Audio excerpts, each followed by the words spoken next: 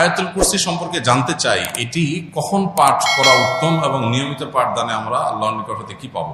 আয়াতুল কুরসি কোরআনের সবচেয়ে ফজিলতপূর্ণ সূরা বা ফজিলতপূর্ণ আয়াতগুলোর একটি অন্যতম। আল্লাহ তাআলার আলোচনা পুরো আয়াতে রয়েছে। এটাই আয়াতের মর্যাদা এবং শ্রেষ্ঠত্বের সবচেয়ে বড় কারণ।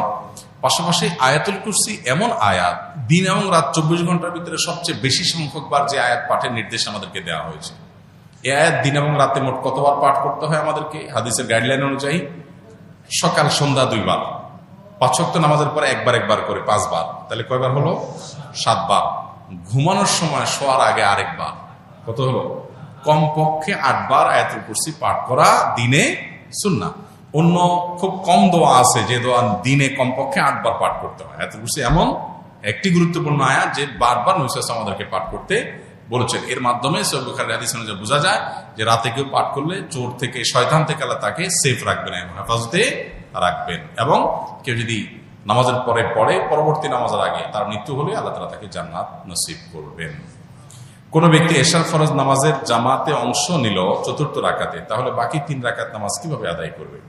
এশার নামাজের শেষ রাকাতে অথবা জোহরের নামাজের শেষ রাকাতে বা যে কোনো নামাজের শেষ রাকাতে কেউ সামিল হয়েছে, শেষ রাকাতটা পাইছে ইমামের সাথে, রুকুতে পাইছে বা রুকুর আগে পাইছে, তাহলে শেষ রাকাতে ইমামের সাথে বৈঠক করে তিনি ইমাম সালাম ফেরানোর সময় সালাম ফিরাবেন না, তিনি দাঁড়িয়ে যাবেন। দাঁড়িয়ে তিনি প্রথম যে রাকাতটা, নিজের প্রথম রাকাত ইমাম সালাম ফেরানোর পরে যেটা পড়বেন সেটাতে তিনি সূরা ফাতিহার সাথে একটা সূরা মিলাবেন। এরপরে রুকু সিজদা করে প্রথম রাকাত শেষ করে প্রথম রাকাতে বসবেন। সাধারণত প্রথম রাকাতে আমরা বসি না, কিন্তু তিনি বসবেন। কেন বসবেন? কারণ সিরিয়ালে এটা তার দ্বিতীয় রাকাত, ইমামের সাথে একটা রাকাত পাইছে, এটা এখন সেকেন্ড রাকাত, সেই হিসাবে এই রাকাতে বসবেন। তাহলে পরপর 2টা বৈঠক হবে, একটা ইমামের সাথে বসছে, একটা নিজের। এরপরে আবার দাঁড়াবে, দাঁড়িয়ে সূরা ফাতিহার সাথে সূরা মিলাবেন। কারণ তার প্রথম 2 রাকাত মিস হয়েছে ইমামের সাথে, যেগুলো সূরা মিলানো ছিল সেগুলো এখন তিনি আদায় করবেন। সো এখানেও সূরা ফাতিহার সাথে সূরা মিলাবেন এবং এই রাকাতে তিনি আর বসবেন না, কারণ সিরিয়াল এটা তার কত নম্বর রাকাত? 3 নম্বর রাকাত। দাঁড়িয়ে যাবেন, দাঁড়িয়ে সূরা ফাতিহা পড়বেন, এর সাথে আর সূরা মিলাবেন না, শেষ রাকাত 3 নম্বর রাকাত তার। এবং এরপরে তিনি এই রাকাতের শেষে বসবেন, কারণ এটা তার 4র্থ রাকাত, ইমামের সাথে একটা পাইছে, নিজের 3টা। এরপর সালাম ফিরিয়ে ফেলবেন, যথাযথভাবে তার নামাজ হয়ে যাবে ইনশাআল্লাহ। আমার বাবা স্ট্রোক করে শয্যাশায়ী হয়ে আছেন দীর্ঘদিন ধরে। তিনি সারা জীবন ওনার ভাই বোনের মানুষ করেছেন, কিন্তু তিনি আমার মায়ের সাথে বরাবরই অসদাচরণ করেছেন। এখন দীর্ঘদিন অসুস্থ থাকার পরেও ওনার ভাই বোন ওনার চিকিৎসা ভার বহন করেননি, আর আমার নানুর পরিবারও চিকিৎসা খরচ বহন করার ব্যাপারে অসম্মত। আমি এখনো স্টুডেন্ট বিধায় আমার পক্ষেও চিকিৎসা করা সম্ভব হচ্ছে না। আমি কি সন্তান হিসাবে বাবার দায়িত্ব পালনে ব্যর্থ? আপনার বাবা আপনার মার সাথে খারাপ আচরণ করলেও সন্তান হিসাবে আপনি আপনার বাবার প্রতি আপনার দায়িত্ব আদায়ে ঘাটতি করতে পারবেন না। তিনি অন্যায় করে থাকলে তিনি আল্লাহর কাছে দায়ী থাকবেন, কিন্তু আপনারটা আপনি করতে হবে।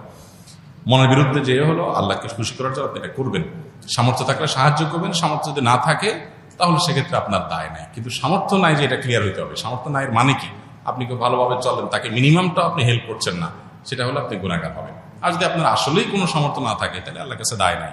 কিন্তু সামর্থ্য নাই এই কথাটা খুব সহজ কথা না, এটা প্রমাণ করাটা খুব জটিল। আমরা অনেকেই অনেক অহেতুক খরচ বা অতিরিক্ত খরচ করি, যেগুলো বাঁচায়া চাইলে এরকম বিপদগ্রস্ত বা অসুস্থ বাবার পাশে আমরা দাঁড়াতে পারি, সেই চেষ্টা আমাদের করতে হবে। আমি বিয়ে করেছি, আমার বিয়ে নির্ধারিত দেনমোহর 85% পরিশোধ করেছি। আমার শ্বশুরের পক্ষ হতে মোটরসাইকেল দিতে চায়, আমি নেব না বলেছি, কিন্তু তারা বারবার মোটরসাইকেল দিতে চায়। আমার পরিবারেও সেটা গ্রহণ করতে চায়। আমার পরিবারকে বোঝাতে সক্ষম হয়েছি, কিন্তু শ্বশুরবাড়ির পক্ষকে বোঝাতে পারিনি। এ মাসে মোটরসাইকেল কিনে দিতে চায়, এটা গ্রহণ করা ঠিক হবে কিনা? আপনি যখন নিতে চাচ্ছেন না, ওনারা জোরাজোরি করছেন, মোটরসাইকেল আপনি আমাকে দিতে পারেন, তাহলে মাসআলাগতভাবে শ্বশুরও বিপদে পড়বে না, আপনিও বিপদে পড়বেন না। কারণ আমি তার মেয়ে বিয়ে করি নাই, সো আমি নিলে সেটা যৌতুক হবে না, আর আপনার শ্বশুরের দেওয়ার শখটা পূরণ হয়ে যাবে। এটা সবচেয়ে সহজ সমাধান। আর যদি এই সমাধান আপনাদের পছন্দ না হয়, তাহলে আমি বলবো আপনি আপনার যে মহারণা 85% পরিশোধ করেছেন, বাকি 15% আপনাকে পরিশোধ করতে হবে। তার সাথে এই মোটরসাইকেল পাওয়া না পাওয়ার কোনো সম্পর্ক নেই।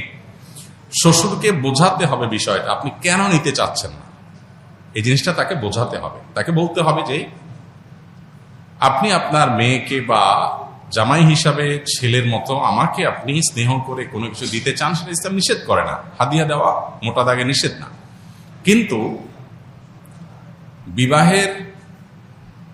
বিবাহের আগে পরে ছেলে পক্ষকে এই জাতীয় জিনিসপত্র দেওয়াটা সামাজিক কালচার সংস্কৃতির অংশ হয়েছে। এইটা যদি আপনি দেন, এটা একটা দৃষ্টান্ত। আরেক বাবা তিনি তার কন্যা জামাইকে তা দিতে হবে, মানসিক চাপ তৈরি হবে, কারণ সমাজে যখন সবাই দেয় একটা রেওয়াজে পরিণত হয়। অতএব এটা ভাঙা দরকার। আমরা শ্বশুর জামাই মিলে ডিসিশন নেই, এটাকে আমরা ভাঙার চেষ্টা করি। আপনি আমাকে এমন কিছু দেন যেটা আসলে সমাজে যৌতুক হিসাবে দেয় না। মোটরসাইকেল তো যৌতুকের কমন একটা আইটেম। যৌতুকের কমন আইটেমগুলোর ভিতরে কি? মোটরসাইকেল, ফ্রিজ, টিভি, সোফা, তারপরে এই জাতীয় আরো যেসব বিষয়গুলো আছে, এগুলো হলো যৌতুকের একেবারে কমন আইটেম। আপনি ডাইরেক্ট যৌতুকের আইকনিক আইটেম দিলে যৌতুকটা সমাজে আরো প্রতিষ্ঠিত হবে। আপনি যদি আপনার শ্বশুরকে জিনিসটা ভালো করে বুঝাইতে পারেন, তাহলে আমার মনে হয় না অসুবিধা হবে। তারপর যদি না বুঝাতে পারেন, তাহলে শ্বশুরকে আপনি বলেন যে ঠিক আছে, আপনিও খুশি থাকেন, আমিও খুশি থাকি, চলেন সাইকেলটা কোনো হুজুরে দিয়ে দিন। সেটা তো দিবে না, জামাইকেই দিবে। তাহলে বোঝা যাচ্ছে যে এটা আসলে মেয়ের সুখ শান্তির জন্য বাবারা ব্যাকুল থাকেন, যে জামাইকে একটু কিছু দিয়া টিয়া হইলেও যদি একটু বাও রাখা যায়, আমার মেয়েটা একটু ভালো থাকে। সেজন্য আপনি বলবেন যে আব্বাজান, শ্বশুর আব্বাজান, আপনার মেয়ে আমার কাছে নিরাপদ থাকবে ইনশাআল্লাহ, মোটরসাইকেল দিলেও না দিলেও আপনি কোনো টেনশন নেবেন না, বরং এটা দিয়ে আমরা ভালো কোনো কাজ করব, বোঝানোর চেষ্টা করবেন। তারপরও তিনি যদি অঢেল সম্পদের মালিক হন বা অনেক সম্পদ তার থাকে এবং তিনি তার মেয়ের জামাই হিসাবে আপনাকে এটা দিচ্ছেন, আরো মানুষকে দেন, অনেক মানুষ এরকম আছে, তাহলে সেক্ষেত্রে এজ এ হাদিয়া এটা নেওয়া মৌলিকভাবে নাজায়েজ না। যদি সেটা আপনারা শর্ত দিয়ে না নেন, জোর করে তারা দেয়, তাহলে এটা নেওয়া আপনার জন্য নাজায়েজ না।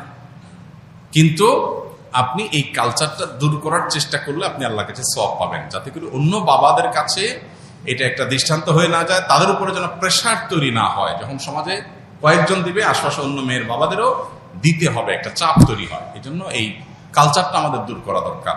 আলহামদুলিল্লাহ, এদেশের ওলামা ইকরাম নানাভাবে এই যৌতুকের অভিশাপের বিরুদ্ধে বিভিন্ন সময় মিম্বর থেকে, মাহফিল থেকে সমাজ সচেতনতামূলক কার্যক্রম হাতে নিয়েছেন, বক্তব্য দিয়েছেন। এর ফলশ্রুতিতে যৌতুক আলহামদুলিল্লাহ জাদুঘরে উঠে গেছে ইতিমধ্যে। যেটুকু আছে সেটুকু আমাদের বিদায় করতে হবে ইনশাআল্লাহ।